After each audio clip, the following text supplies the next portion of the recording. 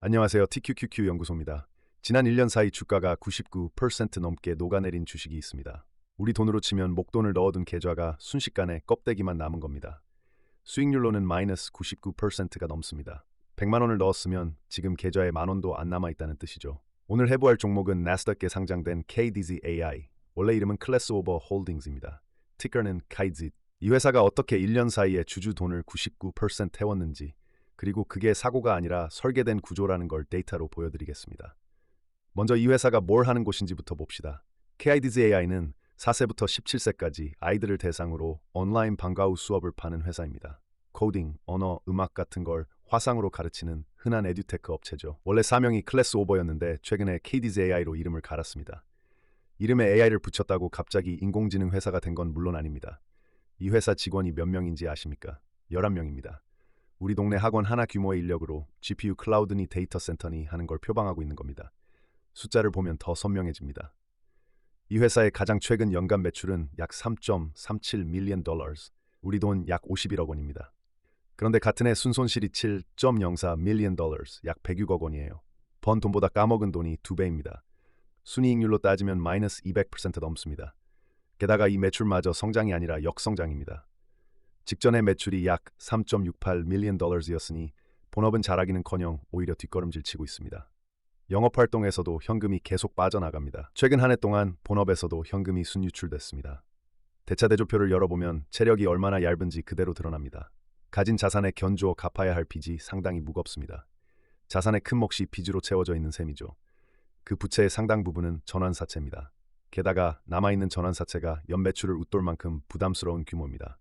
자산은 얇고 빚은 무겁고 그 빚은 대부분 언젠가 주식으로 바뀌어 시장에 풀릴 물건입니다. 그래서 이 회사는 자기 입으로 이렇게 적었습니다. 재무제표에 Substantial doubt about our ability to continue as a going concern 이라는 문구가 들어있다고요. 우리말로 옮기면 계속 기업으로서 존속할 수 있을지 중대한 의문이 있다는 겁니다. 이건 제 해석이 아니라 회사가 미국 증권거래위원회에 제출한 공시서류에 스스로 박아놓은 표현입니다. 1년 안에 문을 닫아도 이상하지 않다고 회사가 공식 문서로 인정한 거예요. 여기까지만 보면 그냥 망해가는 소형주 하나입니다. 그런데 이 회사는 망하는 와중에도 개미들의 돈을 계속 끌어모으는 방법을 알고 있습니다. 그 방법이 바로 SIM 갈아타기입니다. 이 회사는 에듀테크만으로는 주가가 안 오른다는 걸 알았습니다. 그래서 코인 열풍이 한창일 때 솔라나 트레저리 회사로 변신을 선언합니다. 최대 500 밀리언 달러스 규모, 우리 돈 약 7,500억 원어치 전환사채를 찍어서 그 순수익의 대부분을 솔라나 코인을 사 모으는 데 쓰겠다고 발표한 겁니다. 본업 매출의 100배가 넘는 돈을 코인 사는 데 쓰겠다는 거죠. 그런데 코인 팀가 식으니까 어떻게 했을까요? 10달쯤 지나서 이번엔 그 400 밀리언 달러짜리 코인 지분 매입 계약을 접습니다. 접으면서 이렇게 말했어요. 이사회가 판단하기에 현재 시장 여건에서 이 방식은 no longer represents an accretive use of capital이라고요. 더 이상 자본을 가치 있게 쓰는 방법이 아니라는 겁니다. 10달 전엔 회사의 미래라던 걸 10달 만에 자본 낭비라고 스스로 뒤집은 거예요. 그리고 그 자리를 무엇으로 채웠을까요? AI와 로봇입니다. 코인이 안 먹히니까 그 시점에 가장 뜨거운 버즈워드로 갈아탄 겁니다. 이 순환을 가장 냉정하게 정리한 게 크립토 전문 매체 프로토스입니다. 프로토스는 이 종목이 솔라나, 하이퍼리퀴드, AI 같은 유행하는 팀을 계속 갈아타면서 그 대가를 전부 주주가 치렀고 12개월 동안 99.9% 빠졌다고 짚었습니다. 표현이 아주 날카로워요. Cringeworthy bandwagon hop, 낯뜨거운 유행 편승이라고 규정했습니다. 팀가 바뀔 때마다 보도자료와 버즈워드는 늘어났는데 주가는 그 반대로만 움직인 겁니다. 이쯤 되면 이런 반론이 나옵니다. 그래도 주가가 워낙 싸졌으니 반등할 수 있는 것 아니냐. 여기서 이 종목의 두 번째 함정이 나옵니다. 액면병합 트레드밀입니다. 나스닥에는 주가가 1달러 아래로 오래 머물면 상장 폐지시키는 규정이 있습니다. 최소 매수호가 요건이라는 거죠. KIDZ는 이 1달러 밑으로 주가가 밀리면서 상장 폐지 경고 통지를 받았습니다. 부실 소형주가 이럴 때 쓰는 응급처치가 액면병합입니다. 주식 여러 개를 하나로 합쳐서 주가 숫자만 억지로 끌어올리는 거예요. 문제는 이 회사가 그걸 석 달 사이에 2번 했다는 겁니다. 처음엔 50대 1로 합쳤습니다. 주식 50개를 한 개로 만든 거죠. 그런데도 주가가 다시 1달러 밑으로 흘러내리니까 얼마 지나지 않아 이번엔 10대 1로 또 합쳤습니다. 50대 1 다음에 10대 1이면 원래 주식 500개가 한 개로 쪼그라든 셈입니다. 그럼 세 번째, 가장 악질적인 부분으로 가봅시다. 희석입니다. 앞에 팀 순환과 액면병합이 겉으로 드러나는 증상이라면 희석은 그 아래 깔린 본질입니다. 이 회사는 미국 증권거래위원회에 낸 주주총회 안건에서 클래스 B 보통주의 수권 주식수를 수십억 주 규모로 늘리겠다고 했습니다. 수권 주식이라는 건 회사가 앞으로 찍어낼 수 있는 주식의 한도예요. 직원 11명, 매출 51억 원짜리 회사가 수십억 주를 발행할 권한을 확보하겠다는 거죠. 여기에 하나가 더 붙습니다. 경영진이 가진 클래스 A 주식에 한 주당 25표짜리 슈퍼 의결권을 부여합니다. 보통 주주는 한 주에 한 표인데 경영진 주식은 한 주에 25표라는 거예요.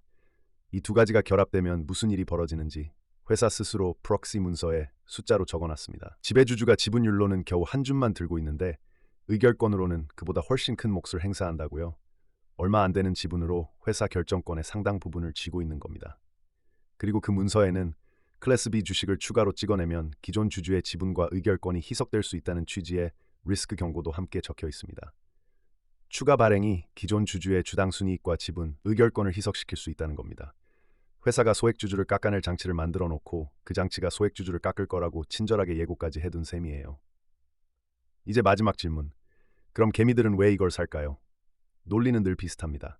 첫째, AI 테마니까 괜찮다. 둘째, 수억 달러를 조달한다니 뭔가 큰 게 오는 거 아니냐. 실제로 이 회사가 대규모 조달 계획을 발표했을 때 주가가 하루에 40% 가까이 튄 적도 있습니다. 조달 표방 금액을 다 합치면 900 밀리언 달러, 우리 돈으로 1조 원이 넘는 숫자가 헤드라인에 찍혔으니까요. 그런데 여기서 반드시 구분해야 할 게 있습니다. 조달을 표방하는 것과 실제로 그 돈이 기업 가치가 되는 것은 완전히 다른 이야기입니다. 전환사채로 돈을 끌어오면 그 사채는 대개 주식으로 전환됩니다. 이 회사의 전환사채는 전환될 때 클래스 B 주식으로 바뀝니다. 즉, 조달한 금액이 클수록 나중에 시장에 풀릴 신주도 많아진다는 뜻이에요. 조달 규모가 크다는 게 호재가 아니라 앞으로 그만큼 희석된다는 예고인 겁니다. 개미가 환호한 그 900 밀리언 달러이라는 숫자가 사실은 자기 지분이 얼마나 잘려나갈지를 알려주는 눈금이었던 거죠. 이 채널이 왜 계잡주를 굳이 이렇게 뜯어보는지 말씀드리겠습니다. 데이터와 시스템으로 투자한다는 관점에서 보면 키디즈 같은 종목은 완벽한 반면교사이기 때문입니다. 우리가 규칙을 세워 투자할 때 가장 먼저 거르려는 것이 바로 이런 신호들입니다.